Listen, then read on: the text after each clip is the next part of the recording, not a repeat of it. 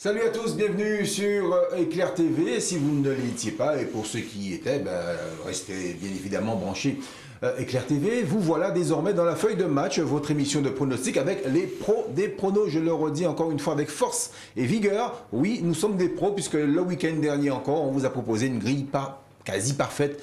13 sur 14, monsieur Guillaume Michaud, qui d'ailleurs, on était obligé de lui payer des vacances, le garçon. Hein, il est parti du côté de Miami. On va le retrouver d'ailleurs au cours de l'émission. Vous allez voir, il sera avec nous. Guillaume, il ne nous a pas lâché pour autant. Il ne va pas tout dépenser là-bas. Il va nous ramener bien évidemment de beaux cadeaux également. Ce soir avec nous, Maître Pascal Bon. Bonsoir, Maître. Bonsoir, Ronnie. Toujours taquet ici avec vous. Avec beaucoup de plaisir. Votre client, Maître Pascal Bon, ce soir sera Cristiano Ronaldo, briseur de rêve récidiviste.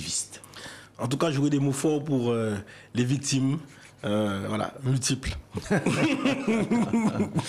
Patrice Basile, bonsoir Patrice. Bonsoir Ronnie, merci de m'avoir encore invité, heureux d'être là. Ouais. Les amis, impossible de ne pas revenir sur l'exploit de cette équipe lilloise. C'était mardi en Ligue des Champions, les Lillois qui se sont imposés avec la manière. Déjà, ils avaient mis en difficulté le Paris Saint-Germain. On sentait quand même qu'il y avait un petit esprit de révolte chez les Lillois. Et puis, ça n'a pas loupé mardi. Hop, ils ont scalpé le FC Séville. Oui, c'est vrai. Et pourtant, le match avait commencé mollement pour ces Lillois. On s'était dit, ah, ça y est, c'est reparti. On va encore une équipe de France, une française qui va succomber à la vivacité espagnole. Et puis, il y a eu tout d'un coup une petite étincelle. Il y a eu ce but qui est arrivé, l'égalisation. Et puis, ensuite, on a vu Lille qui a commencé à jouer. C'est Lille qui a commencé à reculer. Et puis, on s'est pris à rêver. Et puis, effectivement, c'est arrivé. Lille a remporté ce match brillamment. Et j'espère que c'est de bon augure pour la suite. Et que donc l'équipe française désormais seront compétitives comme Lille a su l'être hier, enfin l'autre jour, pardon. Et c'est vrai que c'était magnifique. Bon, j'ai trouvé que c'était quand même attendu, mais en même temps surpris. Pourquoi? Parce qu'il y avait quand même l'absence remarquée d'Yilmaz, qui est un fer de lance de l'équipe. Et puis, j'avais envie de dire que, quand même, sur le papier, nous, ce qu'on voit en championnat espagnol, c'est quand même une équipe de Séville très, très séduisante et qui joue au ballon. Alors, je ne vais pas en tirer à la beauté, au panache de cette équipe, puisque je sais qu'effectivement, il fallait cette victoire pour pouvoir conjurer cette série de matchs nuls qui était prometteur. Il manquait toujours un petit truc. Et bien là, je pense que le mental a fait la différence. Mais c'est vrai qu'en face, je vais quand même le dire, il y avait un FC Séville complètement transparent, méconnaissable. On avait dit une équipe de D2, je sais pas moi, D2 française, excusez-moi, mais je n'ai pas reconnu le Séville qu'on a l'habitude de voir chaque week-end.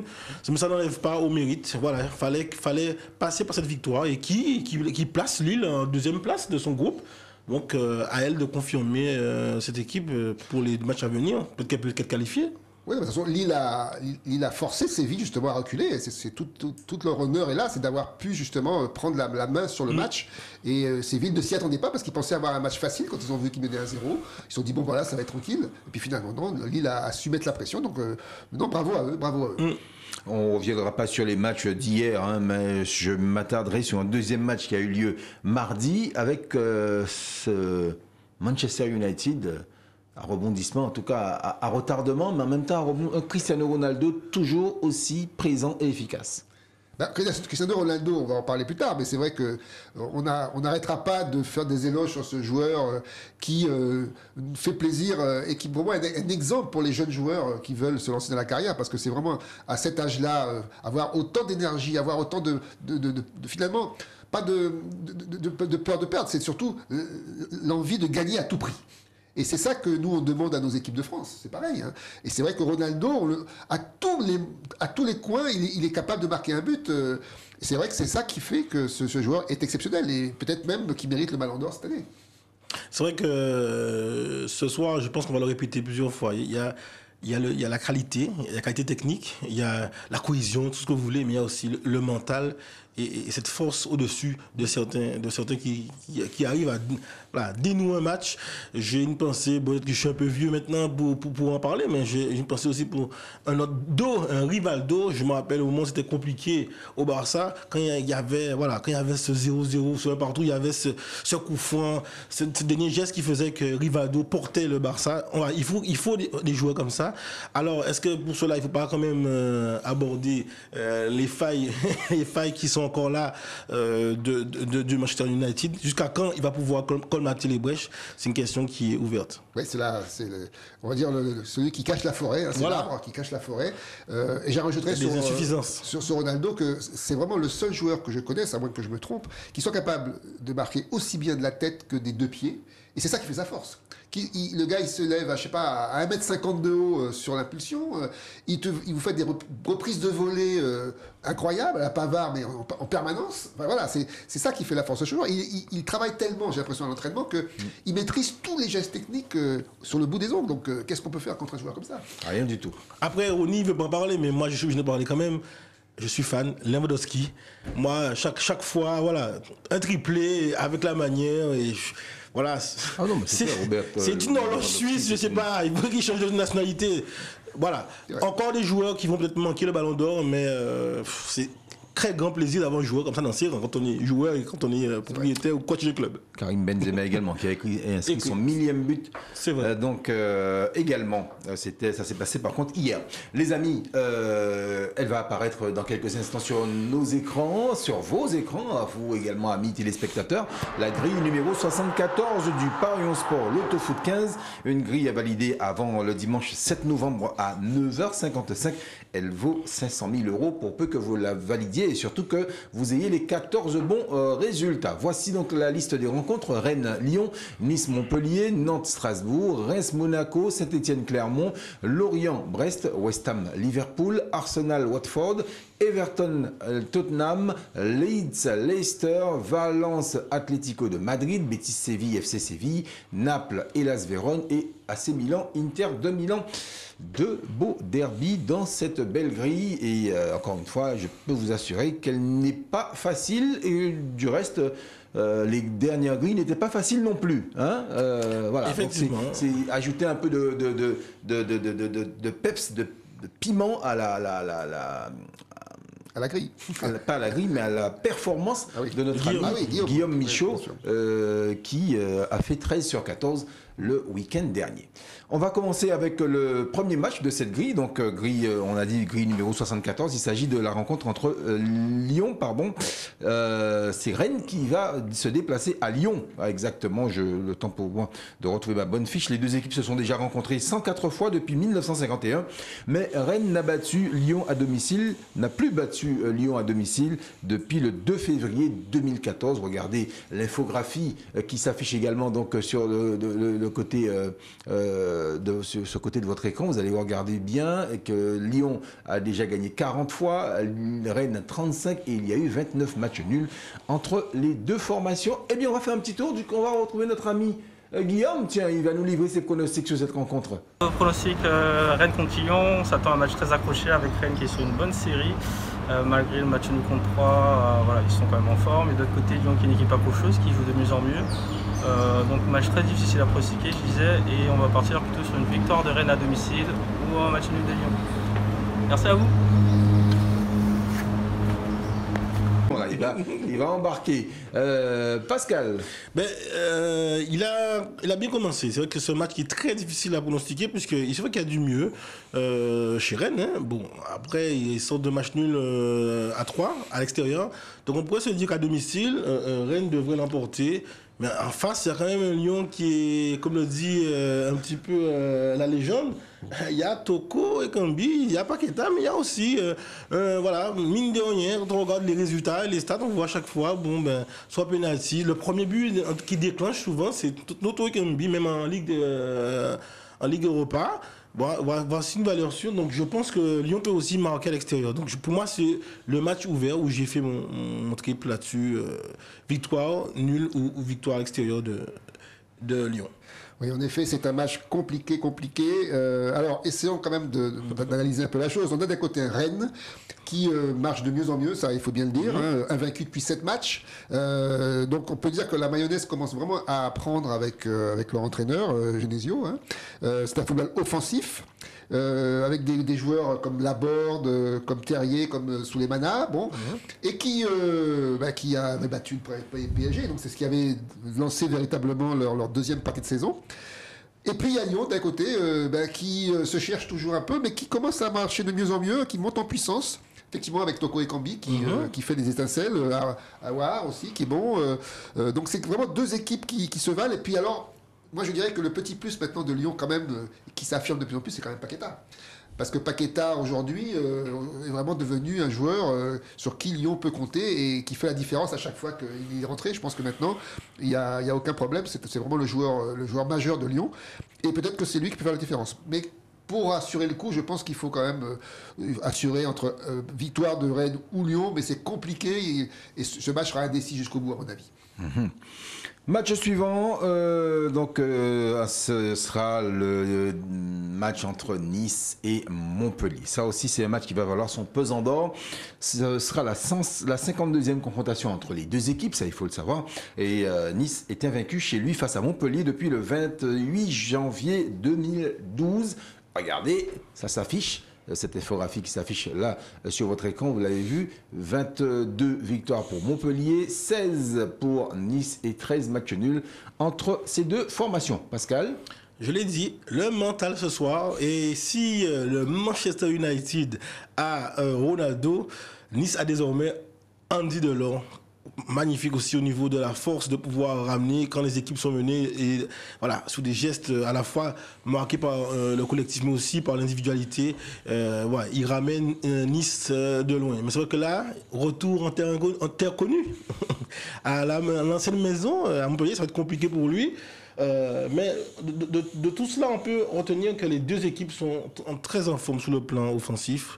Nice, c'est quand même pas mal. Montpellier aussi, je l'ai dit, même avec le départ de ces deux pépites, s'en sort pas mal, avec un milieu de terrain potentiel en équipe de France. Moi, je vois plutôt soit une victoire à domicile de Nice ou une victoire, peut-être surprise, mais de Montpellier, parce que Montpellier voyage bien. Alors permettez-moi à nouveau de m'extasier sur le coach Galtier, parce qu'encore une fois, voilà un coach qui a emmené Lille l'année dernière au titre de champion de France, qui cette année avec une équipe de Nice qui jusqu'à présent n'avait pas fait grand-chose, est deuxième du championnat. Et Pascal parlait de Delors, mais je pense que Galtier aujourd'hui c'est presque le 12e homme de cette équipe. Quand on voit le comportement qu'il a avec les joueurs, la façon dont il les motive à chaque fois, la façon dont les joueurs vont chercher les victoires, à l'arracher à chaque match, je pense que c'est véritablement un coup de chapeau à lui donner. Alors, et moi je mettrais Nice favori de ce match. Pourquoi ? D'abord, effectivement, parce qu'ils ont aujourd'hui une doublette de Loratal qui est très très efficace, une façon de jouer qui est vraiment enthousiasmante, qui rappelle un peu le Nice d'il y a 4-5 ans de l'époque de Ben Arfa. N'oublions pas que Montpellier, qui joue donc à l'extérieur, et devant un public de Nice qui va être en feu. Montpellier, ce match-là, l'aborde avec une absence de taille, puisque Savanier ne sera pas là. Et sans Savanier, Montpellier n'est pas le même du tout. Donc je dirais avantage certain à Nice, mais ce match va être à mon avis très intéressant quand même. Ouais, un match qui sera effectivement très intéressant. On va passer donc au match suivant. On va continuer à descendre cette belle grille et nous allons du côté de Nantes. Nantes qui reçoit maintenant les Strasbourgeois, les Nantais qui ont été battus le week-end dernier, donc ils vont devoir se ressaisir. Nantes qui reste sur 3 matchs sans victoire à domicile face à cette équipe strasbourgeoise, Maître Pascal Bon. Oui, encore un match très compliqué à pronostiquer parce que malgré nos éléments de cœur, mais il faut aussi des éléments pragmatiques. Les éléments pragmatiques, c'est que malgré tout, moi je pensais que c'était un petit coup du sort favorable. Strasbourg continue à déverser des salves et des vagues de buts dans les camps adverses. 4-0 encore la semaine dernière face à Lorient. Donc c'est pas non plus une des moindres équipes en championnat en cette saison. Et on a Nantes qui a eu un revers face à Montpellier justement. Donc on se dit, à domicile, Nantes aura à cœur peut-être de retrouver cet élan qu'on lui connaît. Bon, Camboire pourra peut-être savoir parler à ses joueurs. Et apparemment, il récupère aussi pas mal de blessés. Les joueurs qui avaient fait justement la différence lorsqu'ils étaient au complet. Donc je vois bien une victoire de Nantes ou encore cette espèce de dynamique qui se poursuit pour Strasbourg où dès qu'il touche, voilà, c'est efficace et ça marque. Oui, moi je pense que ça va être un match également très, très intéressant, pétillant comme j'aime le dire. D'abord parce qu'effectivement d'un côté il y a le Nantes de Camboiré qui nous a habitués depuis le début de la saison à un football, comme on dit, léché, hein, qui est un football un petit peu enthousiasmant, qui nous plaît. Il va effectivement pouvoir compter sur le retour de Ludovic Blas, qui est une pièce maîtresse de cette équipe, jouant à domicile. Et puis d'un autre côté, effectivement, on a un Strasbourg qui devient une équipe sérieuse. Encore une fois, je l'ai dit la semaine dernière, parce qu'on a un Julien Stéphan, que je trouve très bon coach également, qui a su trouver un équilibre à cette équipe avec des joueurs comme Ajorc, Thomasson, Diallo, qui sont capables de marquer des buts à tout moment. Donc ça va être un match très très très intéressant, le 9e contre le 7e. Difficile de pronostiquer un gagnant, peut-être un nul, parce que est-ce qu'ils arriveront à se départager? Moi, je préfère dire que Nantes est un petit peu favori sur ce match parce qu'ils jouent chez eux et qu'ils auront vraiment à cœur de prendre des points parce qu'ils en ont perdu quelques-uns dernièrement. Le match suivant nous emmène donc à Reims. Reims qui accueille Monaco. Monaco en mode rachat qui va débarquer chez les Rémois avec une série en cours de 6 matchs sans défaite. Les Monégasques qui se sont fait surprendre par Brest le week-end dernier pourront-ils ramener des points de ce déplacement en Champagne, maître Pascal Bon? Normalement, si on respecte la logique du classement et effectivement de la dynamique, Reims n'est pas au mieux. Malgré parfois quelques éclairs dans le jeu où ça reste intéressant à voir. En tout cas, au niveau efficacité, c'est pas très efficace. Et c'est vrai que on sent bien qu'ils sont vraiment à leur place aujourd'hui, on leur rend à la 17e. Et c'est vrai que face à cela, après un revers, puisqu'avant c'était pas mal contre Montpellier, ils avaient gagné 3-1. Je pense que les Monégasques auront à cœur de pouvoir peut-être gagner. C'est vrai qu'il y aura peut-être dans les jambes la Ligue Europa. Bon, c'est une question qu'on peut se poser. Mais je vois quand même une victoire, même si elle sera possible, puisqu'on sait que c'est un peu compliqué. Ils sont plus dans le duo Monaco. Je vois une victoire extérieure de Monaco. Oui, je suis assez d'accord avec Pascal. C'est vrai que sur ce match-là, Monaco aura à cœur de se racheter de leur bévue de la dernière fois. C'est vrai que Reims, pour l'instant, n'a rien montré de concret. Depuis le début de la saison, je le classe souvent dans les matchs bof, parce que tout simplement, il n'apporte rien de plus que ce qu'une équipe presque de division Ligue 2. Quoi. Ça fait 3 défaites de suite qu'ils essuient.